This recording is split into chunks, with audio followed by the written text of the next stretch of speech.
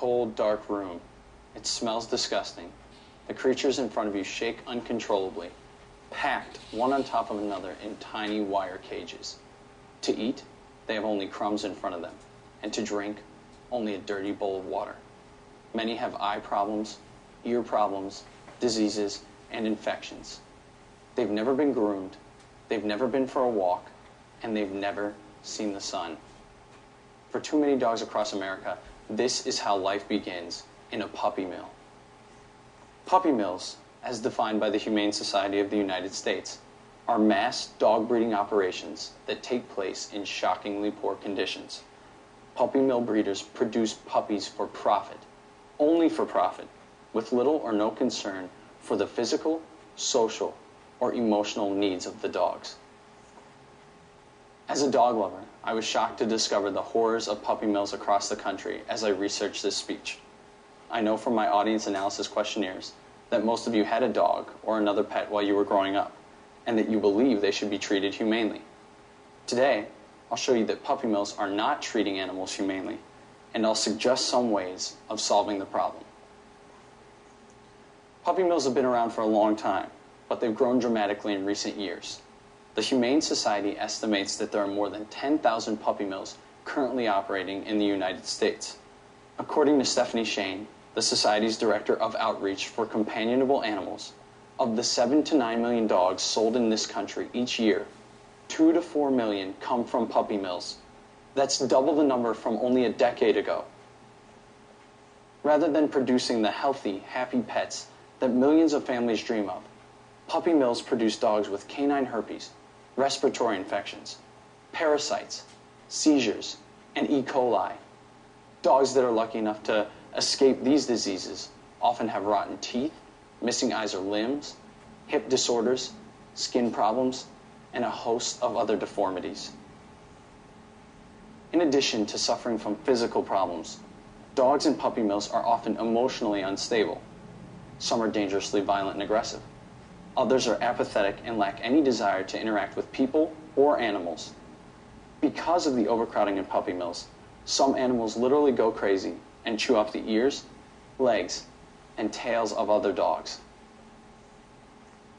But you can see for yourself what the dogs have to endure.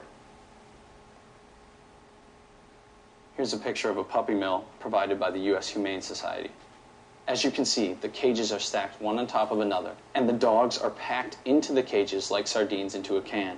The dogs are not let out to go to the bathroom, so the cages are filled with waste and become breeding grounds for the diseases I mentioned earlier in my speech. You can get a better sense of how disgusting a puppy mill is from this photo, taken after the dogs were removed by animal officials. You can see how narrow the cages are and how they're crammed one against the other. You can see that there's filth and debris everywhere. Finally, take a look at a couple of individual dogs. The first one came from a puppy mill here in Wisconsin. It was so malnourished that it couldn't stand up by itself, and it had lost the fur on almost all of its body. The next dog was in even worse shape. Covered with its own filth, it had a rash of infections and diseases, and it had lost the sight in one eye. Like other puppy mill dogs, it never saw a veterinarian until it was rescued. It's time that we stop the horrors of puppy mills and help dogs and dog owners alike. Solving the problem requires action on two fronts: legislation and individual initiative.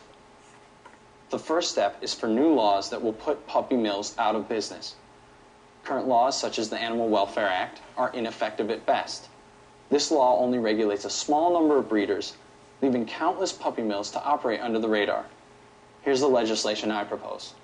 It's based on a combination of proposals that have been presented in several states.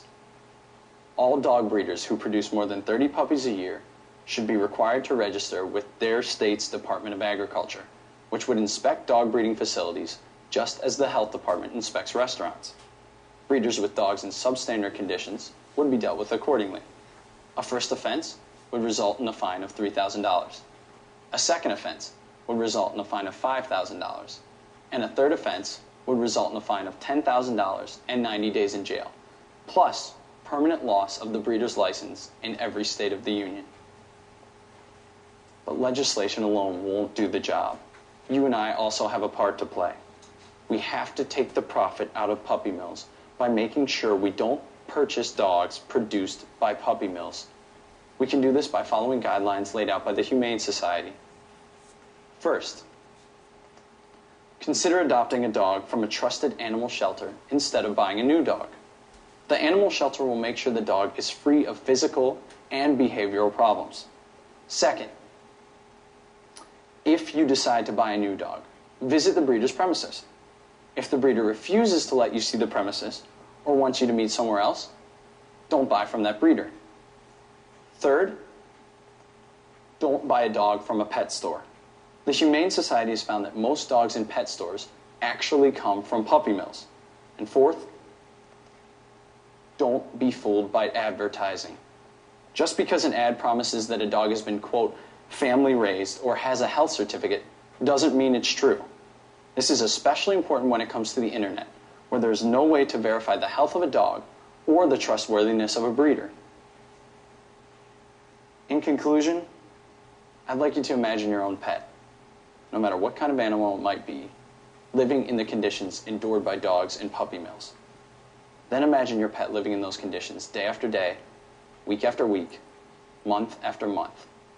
Surely you would not want this for your own pet. Yet even as we sit here, millions of dogs are suffering from the horrors of puppy mills. It's time to stop puppy mill breeders from profiting on their cruelty.